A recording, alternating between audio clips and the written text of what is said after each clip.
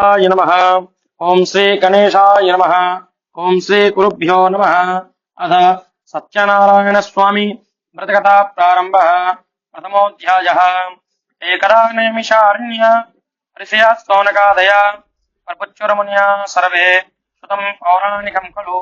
ఒక సమయంలో నైమిషారణ్యం అనే పుణ్యక్షేత్రాల్లో శ్రీ కృత మహాముని వారు స్తౌనకాది మహామునులందరికీ కూడా వేదాలు నిర్మించేవారు, జ్ఞానం విద్య ఇచ్చేవారు. ఆ సమయంలో విద్యార్థి వచ్చినటువంటి సౌనకాది మహాములందరూ కూడా గురుగారి దగ్గరికి వచ్చి గురుగారిని నమస్కారం చేసుకుంటారు. గురుగారు అందరినీ కూడా కూర్చోమంటారు. ఏంటి విషయం అని చెప్పేసి అడిగేసరిగా గురుగారిని అందరూ రెండు చేతులు ఉంచుకొని, అయ్యా మేము మీ దగ్గర చాలా విశేషమైనటువంటి ప్రయోజనాలతో వచ్చాము అని చెప్పేసి అంటారు. ఆ ప్రయోజనం ఏంది అని అడిగేసరిగా, అయ్యా ఈ భూలోకంలో 84 కోట్ల యోనిలలా తిరుగుతూ మానవ జన్మం ఎత్తినటువంటి మనుషులు రకరకాలుగా కష్టబాధాలతో రకరకాలుగా కష్టాలు బాధలు భోగిస్తున్నారు. వారి యొక్క కష్టం బాధాలంతా తొలగించు వాళ్ళకు మోక్షం కలగాలని ఏదో ఒక మార్గము చెప్పండి. జపము గాని, పూజ గాని, దానము గాని, ధర్మము గాని ఏదో ఒక మార్గము చెప్పండి అని చెప్పేసి అంటారు. వచ్చినటువంటి సౌనకాది మహాములందరినీ కూడా గురుగారు కూర్చోమంటారు. అయ్యా మీరు అడిగే ప్రశ్నానికి సరైన సమాధానం చెప్తున్నాను. ఎన్నో వేల సంవత్సరాల కింద ఒక్కసారి నారద మహాముని 14 లోకాల భ్రమణ చేసుకుంటా భూలోకానికి వస్తారు.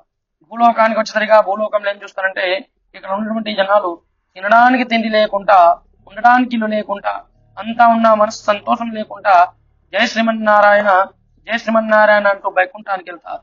ఆ భూలోకంలో వాళ్ళకు చూసినటువంటి కష్టాలతో మర్చిపోక ప్రతిసారి కూడా భగవంతుడితోని అడుగుతాము అని వైకుంఠానికి వెళ్ళి వైకుంఠంలో ఉన్నటువంటి నారాయణమూర్తిని సప్తద్వారాన్ని దాటేసి నమస్కారం చేస్తారు.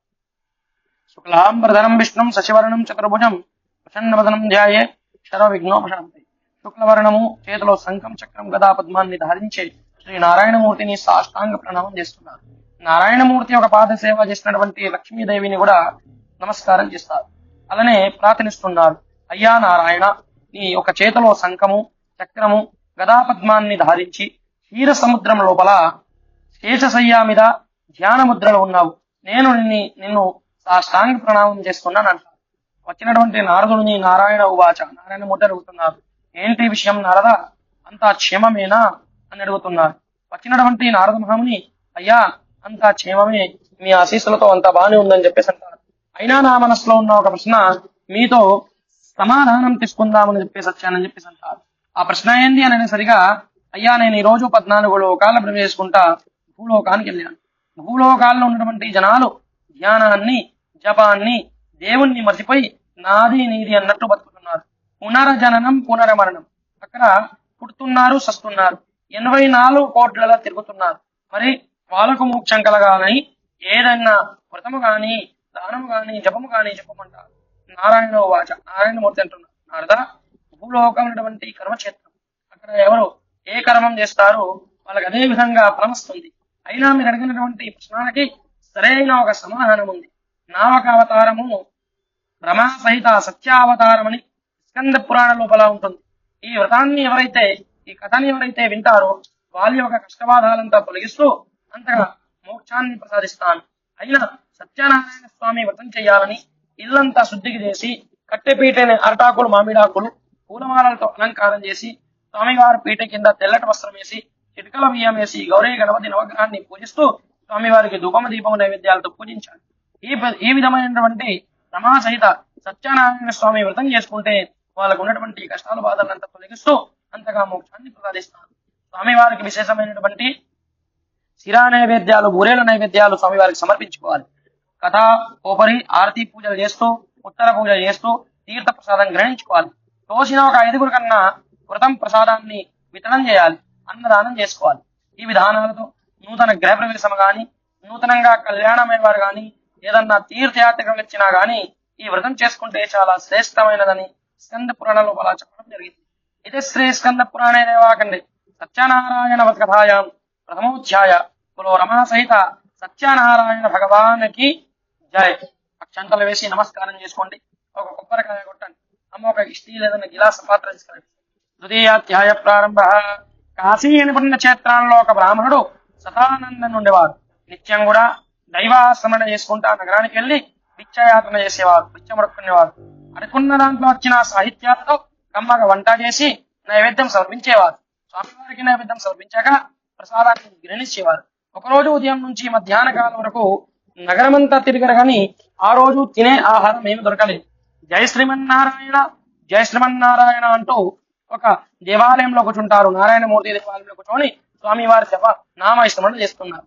అక్కడికి ఒక సన్యాసి వస్తారు. ఆ సన్యాసి ఆ బ్రాహ్మణుని చూసి నమస్కారం చేస్తారు. సన్యాసిని బ్రాహ్మణుడు నమస్కారం చేస్తారు. అలానే వచ్చినటువంటి సన్యాసి బ్రాహ్మణుడు ఇద్దరు కలిసి కూడా వేదాల గురించి శాస్త్రాల గురించి మాట్లాడుతున్నారు. వచ్చినటువంటి సన్యాసి బ్రాహ్మణుడికి ఏమైనా భోజనం చేశారా, భిక్ష చేశారా అని అడుగుతున్నారు. అప్పుడు సన్యాసి చెప్తున్నారు, లేదయ్యా, నేను ఈ రోజు నారాయణమూర్తికి నైవేద్యం పెట్టలేకపోయినా అని బాధతో ఉన్నాను. మరి నేను నిత్యం కూడా నారాయణమూర్తికి నైవేద్యం పెట్టినాకనే భోజనించుకునేవాడిని. ఇవాళ స్వామివారికి నేను నైవేద్యం పెట్టలేకపోయినా అని బాధపడుతున్నానంట. వచ్చినటువంటి ఆ సన్యాసి దగ్గర 2 పండ్లు ఆ బ్రాహ్మణుడి చేతిలో పెడతారు. ఆ బ్రాహ్మణుడి చేతిలో పెట్టినటువంటి నైవేద్యం ఆ పండ్లు మంచిగా కడిగి భగవంతుడికి నైవేద్యం సమర్పిస్తారు. ఇద్దరు కూడా ఆ ప్రసాదాన్ని స్వీకరిస్తారు. వచ్చినటువంటి సన్యాసి బ్రాహ్మణుని మనోవాంఛిత ఫలం ఇచ్చే సత్యనారాయణ స్వామి వ్రతం గురించి చెప్తున్నారు. అయ్యా బ్రాహ్మణుడు, నీకు వేదాలు తెలిసిన, శాస్త్రాలు తెలిసిన, పురాణాలు తెలిసిన, స్కంద పురాణ లోపల ఉన్నటువంటి వ్రతాన్ని నువ్వు తెలుసుకోలేకపోయావా? నువ్వు ఈ వ్రతాన్ని చేసుకుంటే గనక నీ ఒక దుఃఖము, నీ దారిద్ర్యం అంతా భగవంతుడు దూరం చేస్తారని చెప్పేసి అంటారు. అయినా ఈ వ్రతం ఎవరైతే చేసుకుంటారో, ఎవరైతే వింటారో వాళ్ళకు భగవంతుడు అష్టైశ్వర్యాన్ని ప్రసాదిస్తారని చెప్పేసి అంటారు. బ్రాహ్మణుడు ఈ వ్రతం చేసుకోవడానికి సిద్ధమవుతారు. అయ్యా మీరు చెప్పినట్టు విధానంతో నేను ఈ వ్రతం చేసుకుంటాను అని ముక్కుంటారు. వచ్చిన సన్యాసి వెంటనే మాయమైపోతారు. వచ్చింది సన్యాసి ఎవరో కాదు, సాక్షాత్ పరబ్రహ్మ పరమాత్మ అని బ్రాహ్మణుడికి అర్థమవుతుంది. మరి వెంటనే సత్యనారాయణ స్వామి వ్రతం చేసుకుంటానని సంకల్పంతో ఇంటికి వస్తారు. ఇంటికి వచ్చిన రాత్రంతా కూడా నిద్ర పడకుండా ఆలోచిస్తుంటారు. అయ్యో నేను ఈ వ్రతం చేద్దాం అనుకున్నాను సత్యవ్రతము, కానీ నా దగ్గర సరుకులైతే ఏమి లేవు. ఏ విధంగా ఈ వ్రతం చేయాలి అని సంకల్పంతో స్వామి వారి మీదని వదిలేస్తారు. ఉదయమే ఈ వ్రతం చేసుకుందాము అని సంకల్పంతో లేచి నిత్యక్రియాలతో సంప్రదై భగవంతుడు కట్టెపీటని తయారుపెట్టి, మరి నేను నగరానికి వెళ్తున్నా, ఈ రోజు భిక్షలు వచ్చిన సాహిత్యంతో సత్యదేవుడు వ్రతం చేసుకుంటా అని మొక్కుంటారు. స్వామివారు తథాస్తు అంటారు. ఈ తథాస్తు అనే పదాంతో రోజుగా ఎవరైతే ఆ బ్రాహ్మణుడిని అరే పోరా బ్రాహ్మణ అనేవారు ఈ రోజు మర్యాదతో పిలిచి బ్రాహ్మణుడికి పీట వేసి కాళ్ళు కడిగి ధనము గాని ధాన్యము గాని చేత పూజ చేసి బ్రాహ్మణ చేతులు పెడుతున్నారు. బ్రాహ్మణులంతా చూసి ఆశ్చర్యపోతున్నారు. నిత్యం వీళ్ళంతా నాకు అరే పోరా బ్రాహ్మణ అనేవారు ఈ రోజంతా ఆనందంతో నాకు ఇంత మానంతో సాహిత్యం ఇస్తున్నారంటే ఇది నా మహిమ కాదు, సత్యనారాయణ స్వామి మహిమ అని సంకల్పిస్తూ స్వామివారిని నమస్కారం చేస్తూ అక్కడి నుంచి ఇంటికి వస్తారు. ఇంటికి వచ్చేసరిగా స్వామివారికి కావాల్సినటువంటి పూజా సామగ్రిలంతా తీసుకొచ్చి సత్యనారాయణ స్వామి వ్రతకథ చేసుకుంటారు. స్వామివారు ప్రసాదం తీసుకొని నగరవాసులందరినీ పిలిచి కూడా ప్రసాద వితరణం చేస్తారు. వచ్చిన ప్రతి ఒక్కరు కూడా వ్రతం విశేషత తెలుసుకుంటారు. మరి నగరవాసులు ఆ రోజు నుంచి బ్రాహ్మణుడికి ధనము గాని ధాన్యము గాని బహుమూల్యంలో సమర్పిస్తారు. అయ్యా ఇదిగో మా పేరు మీద మీరు వ్రతం చెయ్యండి అని అంటారు. నగరంలో అమృత ప్రసాదాలతో మంచి వర్షాలు కురుస్తున్నాయి, మంచిగా పంటలు వెళ్తుంది, అన్ని రకాలు కూడా శుభకార్యాలు, వివాహాలు, మంచి టోట్లేలు అంతా కూడా శుభం జరుగుతుందని నగరవాసులందరూ కూడా బ్రాహ్మణుడిని అదే ఊర్లో ఉండాలని చెప్పేసి మంచి ఇల్లు కట్టిస్తారు. భార్య పిల్లలతో బ్రాహ్మణుడు కూడా చాలా ఆనందంతో ఆ ఊర్లో కళకళ ఆడుతుంది.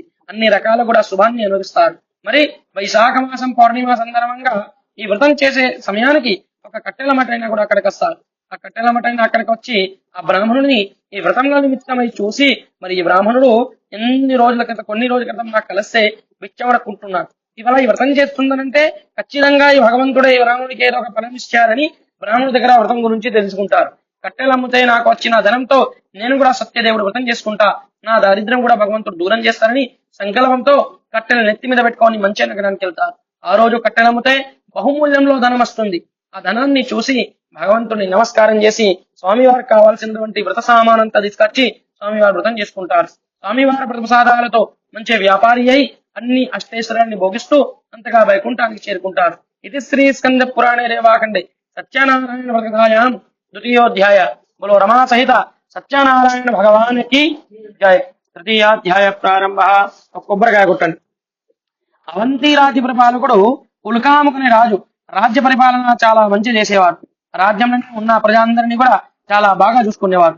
ఒకరోజు రాజ్యం నుంచి అడవికి వెళ్తారు. భద్రశీల గంగాతరానికి వెళ్తారు. భార్యాభర్తలు ఇద్దరు కూడా ఆ గంగాతరంలో కట్టెపీట పెట్టుకొని అర్తాకులు మామిడాకులతో సత్యనారాయణ స్వామి వ్రతం చేస్తున్నారు. ఈ వ్రతం చేసే సమయానికి అక్కడికి ఏం చేస్తారంటే అక్కడ ఒక సాహుకారు వస్తారు. వ్యాపారంతో నిమిత్తమైనటువంటి ఆ సాహుకారి పడవ పక్కకు పెట్టుకొని రాజు దగ్గరికి వెళ్లి రాజు నమస్కారం చేస్తాడు. రాజు కూడా బ్రాహ్మణుని కూర్చోమని చెప్తారు. ఏంటి విషయము, ఏంటి విషయం సాహుకారి అని చెప్పి రాజు అడుగుతారు. సాహుకారి కూర్చొని చోట, అయ్యా రెండు చేయి జోడించుకొని నాతో ఏమైనా తక్కువ అయితే నన్ను క్షమించండి, నేను మీతో ఒక ప్రశ్న అడగాలనుకుంటున్నాను. ఆ ప్రశ్న ఏంది అని సరిగా, అయ్యా ఈ భూలోకంలో మీకేం తక్కువైందని, మీ రాజ్యంలో మీకేం తక్కువైందని మీరు ఆకులు పూలు పెట్టుకొని ఈ వ్రతం చేస్తున్నారు. అయినా మీరు చేస్తున్నారంటే ఇది మామూలు వ్రతం అయితే కాదు. ఈ వ్రత ప్రసాదం ఏంటి, ఈ వ్రతం చేస్తే ఏం ఫలం వస్తుంది నాకు చెప్పండి అని చెప్పేసి అంటారు. వచ్చినటువంటి ఆ సాహుకారిని రాజు కూర్చోమంటారు. అయ్యా సాహుకారి, నువ్వు అడిగే ప్రశ్నానికి సరైన సమాధానం చెప్తున్నాను. ఈ వ్రతం సత్యవ్రతం, మనోవాంఛిత ఫలం ఇచ్చే వ్రతము. మరి తిండి లేని వారకు తిండి ప్రసాదించే వ్రతము, ఇల్లు లేని వారకు ఇల్లు ప్రసాదించే వ్రతము, అంతా ఉన్న మనస్సంతోషం లేని వారకు మనశ్శాంతి ప్రసాదించే వ్రతం, సతసంతానం లేని వారకు సతసంతాన ప్రసాదించే వ్రతం అని చెప్పేసి అంటారు. సాహుకారికి సంతానం లేదని భగవంతుడి దగ్గర నమస్కారం చేస్తారు. అంతగా మోక్షాన్ని కలిగించే వ్రతం అని చెప్పేసి అంటారు. సాహుకారి తీర్థం ప్రసాదం తీసుకొని ఎక్కడి నుంచి ఇంటికి వెళ్తారు. సాహుకారి భార్య పేరు లీలావతి. లీలావతికి చెప్తున్నారు, అమ్మా లీలావతి, ఈ రోజు నేను మనోవాంఛనం ఇచ్చే వ్రతాన్ని చూశాను.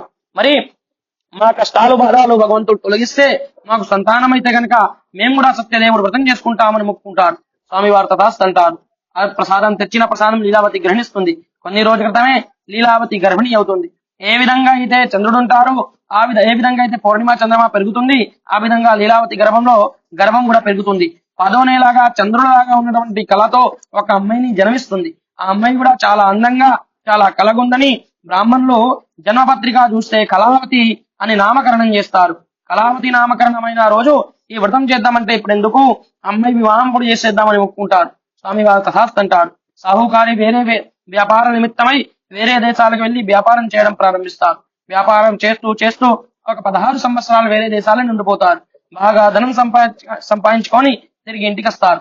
ఇంటికి వచ్చేసరిగా సత్యనారాయణ స్వామి వారి యొక్క ఆశీస్సులతో అమ్మాయిని చూస్తే అమ్మాయి వివాహం యోగ్యమైందని, అమ్మాయికి ఉత్త వయసు వచ్చిందని, అమ్మాయి వివాహం చేసేద్దాము అని దూతలకు చెప్పి కాశీ నుంచి కన్యాకుమారి వరకు ఉన్నటువంటి మంచి అబ్బాయిని వెతుకుమని పంపిస్తారు. కాశీ నుంచి కన్యాకుమారి వరకు వెతికినటువంటి సాహుకారికి తగ్గట్టు ఒక అబ్బాయి కాంచన్ నామక నగరంలో దొరుకుతారు. ఆ కాంచన్ నామక నగరం ఉన్నటువంటి అబ్బాయిని చూస్తే ధనం, జ్ఞానం, వీర్యం, బలం, బుద్ధి అన్ని రకాలుగా మాకు తగ్గట్టున్నని ఏం విచారించుకుంటా మాటా ముచ్చట్లు చేసి కాలు కడిగి కన్యాదానం చేసేస్తారు. అమ్మాయి తప్ప ఇంకా నాకెవరు లేరని అల్లుడిని కూడా ఇలరికమే తీసుకుంటారు. ఆ సమయాన్ని భగవంతుడు ఒక వ్రతాన్ని చేయడం మాత్రం మర్చిపోతారు. స్వామివారికి బాగా కోపం వస్తుంది. అయ్యా సాహుకారి, నేను నీకేం తక్కువ ఇచ్చానని నా వ్రతాన్ని చేయకుండా నీ ఆనందంలోనున్నావు.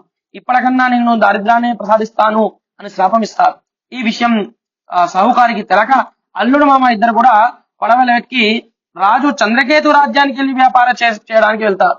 ఆ రాజు రాజ్యానికి వెళ్ళేసరిగా ఈ శాపం ఫలితమవుతుంది. రాజు రాజ్యాల్లో స్వామివారి ఇద్దరు మాయ దొంగల్ని పంపించి దొంగతనం చేస్తారు. దొంగలు వెనుక దూతులుందనని చూసి సామాన్లు వస్తువులంతా కూడా సాహుకారి పడవ మీద పెట్టేసి పారిపోతారు. సాహుకారి పడవ మీద ఉన్న వస్తువులు రాజువి గనక ఇద్దరు సాహుకారులే దొంగలని ఇద్దరిని కూడా ఆ బందీకిలాలు వేయడం జరుగుతుంది. వాళ్ళ దగ్గర ఉన్నటువంటి ధనము ధాన్యం అంతా కూడా ఆ రాజ్యంలోనే జప్తు జరుగుతుంది. ఇంట్లో ఉన్న కళావతి లీలావతి కూడా ధనము ధాన్యము దొంగలొచ్చి దొంగలించుకుంటారు. తినడానికి తిండి లేక ఆయువారోగ్యమై పాడవుతుంది. బాగా రోజులుగా కళావతి కన్య బాగా ఆకలవుతుందని చాలా రకరకాలుగా కష్టాలను వినవించాలని ఒకరోజు తల స్నానం చేసుకొని ఒక అయ్యగారి ఇంటికి వెళ్తుంది. ఆ బ్రాహ్మణ గారింటికి వెళ్ళేసరిగా అక్కడ ఏం చూస్తుందంటే అయ్యగారింట్లో రమా సహిత సత్యనారాయణ స్వామి వ్రతం జరుగుతుంది. ఆ వ్రతం దగ్గర కూర్చొని కథ విని తీర్థం ప్రసాదం తీసుకొని తిరిగి ఇంటికి వస్తుంది. ఇంటికి వచ్చేసరిగా కొంచెం ఆలస్యమైందని లీలావతి కళావతికి గట్టిగా అడుగుతుంది. అమ్మా కళావతి, నువ్వు ఎంత రాత్రి ఎక్కడికి వెళ్ళావు? మరి నీ తండ్రి నీ భర్త ఇంట్లో లేరు, చూసేవారు ఏమనుకుంటారని చెప్పేసి అంటుంది. అప్పుడు లీలావతి రెండు చేతులు ఉంచుకొని, అమ్మా నేను ఎక్కడికి వెళ్ళలేను, నేను ఒక అయ్యగారింటికి వెళ్ళాను. ఇదిగో రమా సహిత సత్యనారాయణ స్వామి వ్రతం కథ విని తీర్థం ప్రసాదం కూడా తీసుకొచ్చాను. మా కష్టాన్ని భగవంతుడు దూరం చేస్తే మేము కూడా వ్రతం చేసుకుంటాము అని మొక్కుకుంటారు. స్వామివారు తథాస్తు అంటారు. సాహుకారిని లీలావతి చెప్తుంది, అమ్మాయి నువ్వు పుట్టక ముందే మేము ఈ వ్రతం చేద్దాం అనుకున్నాము, ఇప్పటి వరకు కూడా ఈ వ్రతం చేయలేము. మళ్ళీ నువ్వన్న ఈ వ్రతం గుర్తు చేసావు కాబట్టి వెంటనే ఇద్దరు కలిసి సత్యనారాయణ స్వామి వ్రతం చేసుకుంటారు. సంధ్యాకాలంలో చేసినటువంటి వ్రత ప్రసాదాలతో స్వామివారు చాలా ఆనందమవుతారు. తథాస్తు అంటారు. ఆ తథాస్తు అనే పదంతో రాజు చంద్రకేతు కళలకు వచ్చి మీ రాజ్యాల్లో ఉన్నటువంటి ఇద్దరు సాహుకారులకు రేపు ఉదయమే వదిలేయాలి. వాళ్ళ దగ్గర తీసుకున్నటువంటి ధనం కూడా వాళ్ళకు తిరిగి ఇచ్చేయాలి. లేదంటే మీతో సహా మీ రాజ్యమే సర్వనాశం చేసేస్తానంటారు. ఈ మాట సాహుకా ఈ కళ రాజు కళను చూసి భయపడతారు. రాజగురు రాజమంత్రిని వెలిసి విచారిస్తారు. ఇద్దరు సాహుకారులకు పిలిపించి క్షౌరకరమాది స్నానాది నూతన వస్త్రాదిస్తూ ఇంతకు ముందు తీసుకున్న ధనాలకని దోగుణ చేసిస్తూ సాహుకారులకు ఇస్తారు. అయ్యా మీరు మీ రాజ్యానికి వెళ్ళిపోండి అని అక్కడి నుంచి మర్యాదతో పంపించేస్తున్నారు. ఇది శ్రీ స్కంద పురాణే రేవాఖండే సత్యనారాయణ కథాయాం తృతీయోధ్యాయ బలో రమా సహిత సత్యనారాయణ భగవానికి చతుర్థాధ్యాయ ప్రారంభ. కొబ్బరికాయ కొట్టండి. ఇద్దరు సహకారులు కూడా ఇంటికి వెళ్ళడానికి సిద్ధమై బ్రాహ్మణులకు నమస్కారం చేసి దక్షిణాలు ఇచ్చి ఇంటికి వెళ్ళడానికి సిద్ధమవుతారు. భద్రశీల గంగా తటాల్లో ఉన్నటువంటి పడవ దగ్గరికి వెళ్తాం. పడవ దగ్గరికి వెళ్ళినట్టుగా అక్కడ ఏం చూస్తానంటే అక్కడ ఒక సన్యాసి నిలబడి ఉన్నారు. ఆ సన్యాసిని కూడా నమస్కారం చేస్తారు. సన్యాసి కూడా దీర్ఘాయుష్మాన్ భవ ఆశీర్వచనం చెప్తారు. వచ్చినటువంటి ఇద్దరు సాహుకారులకు సన్యాసి ఏమైనా దానం ధర్మం చేయమంటారు. అయ్యా మా దగ్గర ఏముంది దానం చేయడానికి, మేమైతే ఇప్పుడే బందీగ్రహం నుంచి బయటపడ్డామని సన్యాసులకు సాహుకారులు చెప్తారు. అయితే సన్యాసి ఏమంటారంటే తథాస్తు అని చెప్తారు. ఈ పడవలు ఏముంది అనేసరిగా లతాపత్తులు అని చెప్పేసి అనిస్తారు. సన్యాసి తథాస్తు అని చెప్పి అక్కడ నుంచి వెళ్ళిపోతారు. ఇద్దరు సాహుకారులు మనసులో అనుకుంటూ పోతారు, అయ్యో మేము మంచి చేశాము, సన్యాసిని కొంచెం గుమాయించామని. లేదంటే మా పడవలు ఉన్న ధనం ధాన్యము ఏమన్నా దానం చేయాల్సింది వస్తుంటే సన్యాసి ఇవ్వాల్సింది వస్తుంది అనుకుంటా పడవ దగ్గరికి వెళ్తాను. పడవ దగ్గరికి వెళ్ళేసరిగా పడవలో విపరీతమైన వాసన వస్తుంది. ఆ దుపట్టి తీసి చూసేసరిగా పడవలో ఉన్న ధనము ధాన్యం అంతా కూడా లతాపత్యగా మారింది. అది చూసి మూర్ఛాయి ఇద్దరు సాహుకారులు భూమి మీద పడిపోతారు.